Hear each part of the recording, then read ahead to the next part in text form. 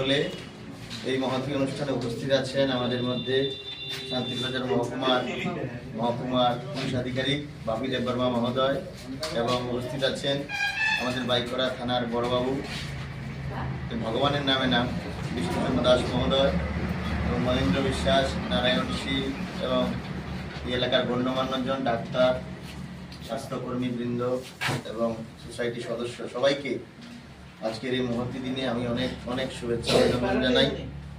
তো যখনই আমি শুনলাম আমাকে নিমন্ত্রণ করতে গিয়েছিল, বা আমি আগে থেকেই জানি এটা সুন্দর একটা সোসাইটি রয়েছে বা আজকে একটা রক্তদান শিবির হবে, তা আমি চাই আপনারা যে আমি বলছি, আমি এখন শুনলাম যে 34 দিন এটার বয়স, 34 দিনের মধ্যে আপনারা 3টা কর্মসূচি নিয়েছেন।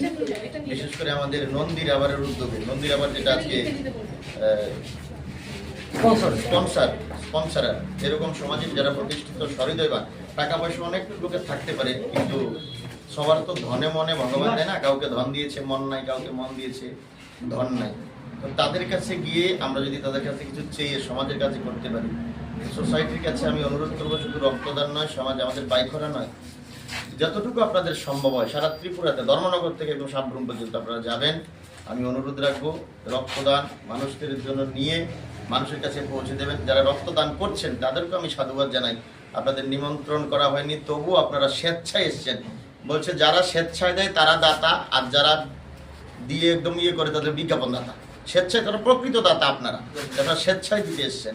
তো সোসাইটির কাছে আমি আরও অনুরোধ রাখবো, আমি কোনো সরকার প্রকার এসব না, ব্যক্তিগতভাবে দেখছি সমাজে নেশা নিয়ে মানুষ পাগল।